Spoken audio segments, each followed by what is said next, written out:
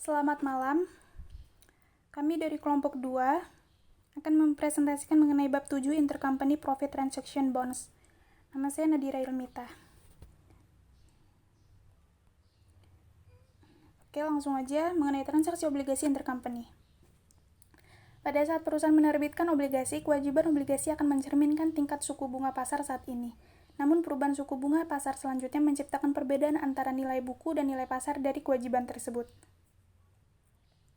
Jika suku bunga pasar meningkat, nilai pasar kewajiban menurun, kecuali jika opsi nilai wajar untuk liabilitas dipilih.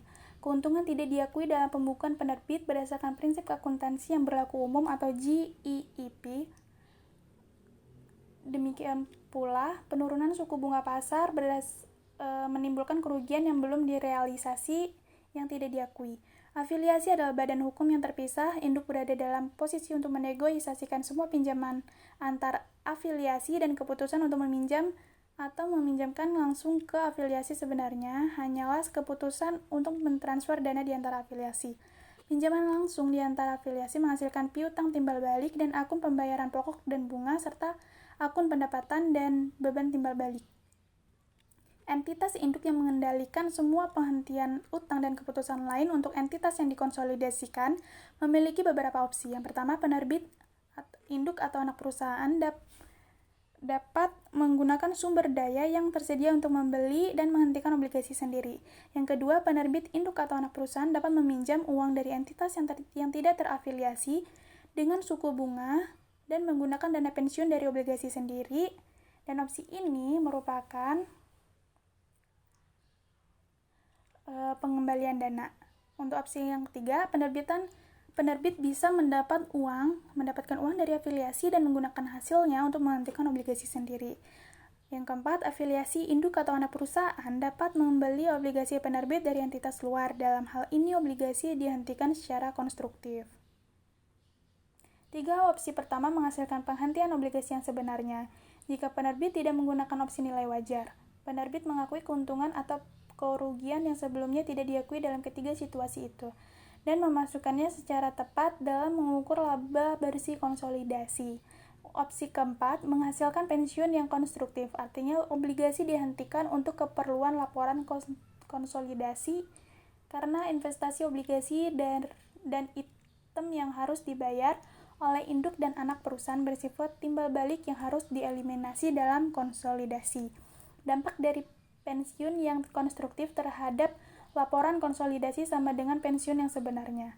Keuntungan atau kerugian dari penghentian konstruktif hutang obligasi adalah keuntungan atau kerugian penerbit yang telah direalisasikan oleh perubahan suku bunga pasar setelah obligasi diterbitkan dan diakui untuk tujuan laporan konsolidasi pada saat obligasi dibeli kembali dan dimiliki dalam entitas terkonsolidasi.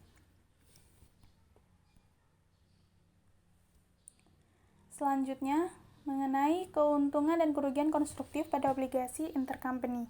Jika harga yang dibayar oleh afiliasi untuk memperoleh hutang pihak lain lebih besar dari nilai buku kewajiban, maka kerugian konstruktif atas penghentian hutang terjadi. Jika harga yang dibayarkan kurang dari nilai buku hutang, maka hasil keuntungan yang konstruktif.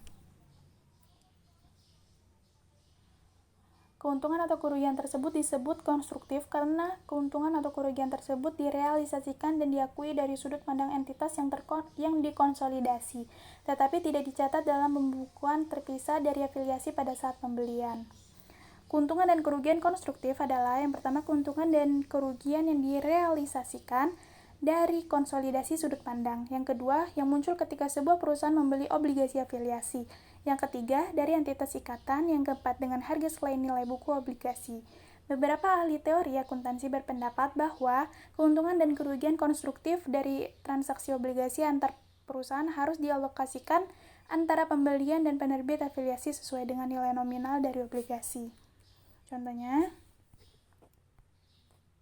jika induk membayar $99.000 untuk $100.000 par dari obligasi anak perusahaan dengan premi yang belum diamortisasi $2.000, mereka akan mengalokasikan keuntungan konstruktif $3.000, $1.000 pada induk, $2.000 kepada anak perusahaan, dan ini biasa disebut par value teori atau teori nilai par.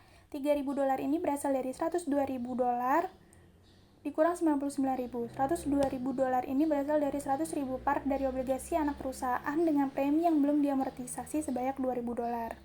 Alternatif dari par value teori ini adalah agensi teori atau teori keagenan, di mana afiliasi yang membeli obligasi antar perusahaan bertindak sebagai agen untuk penerbit. Di bawah arahan dari manajemen induk, teori ini memberikan keuntungan konstruktif $3.000 kepada anak perusahaan dan dampak laporan konsolidasi sama seperti jika anak perusahaan telah membeli obligasi sendiri sebesar $99.000. Selanjutnya, mengenai akuisisi anak perusahaan atas obligasi induk. Bisa dilihat di buku.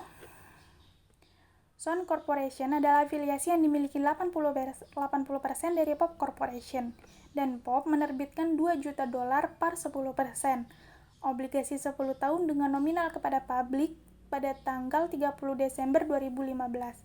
Pada tanggal 31 Desember 2016, Sun membeli 200.000 obligasi seharga $209.000 di pasar terbuka. Pembelian Sun menghasilkan pensiun konstruktif sebesar 200.000 dari obligasi Pop dan kerugian konstruktif sebesar 9.000.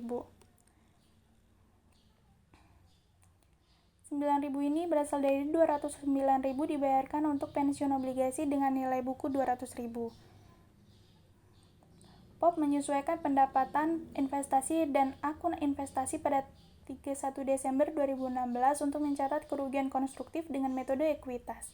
Jurnal yang ditulis oleh perusahaan Pop yaitu Income from Sun atau pendapatan dari Sun pada investment in Sun atau investasi di Sun sebesar $9.000.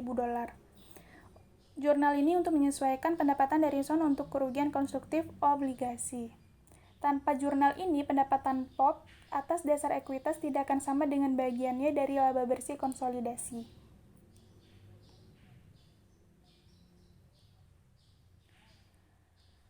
Kerugian konstruktif $9.000 muncul dalam laporan laba rugi konsolidasi Pop dan anak perusahaan tahun 2016 atau Pop and Subsidiary for 2016, dan penerbitan obligasi 10% dilaporkan sebesar $1.800.000 di neraca konsolidasi pada 31 Desember 2016.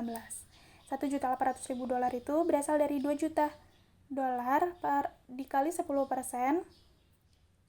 itu kan hasilnya 200.000, jadi 2 juta dikurangi 200.000 menjadi 1.800.000.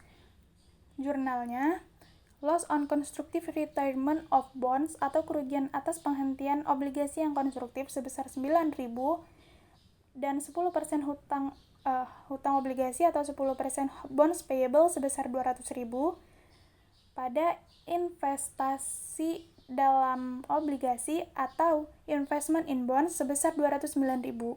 Untuk memasukkan kerugian, jurnal ini untuk memasukkan kerugian dan menghilangkan investasi obligasi timbal balik dan jumlah kewajiban. Sekian dari presentasi saya. Selanjutnya akan disambung oleh teman saya yaitu Ika. Terima kasih, selamat malam.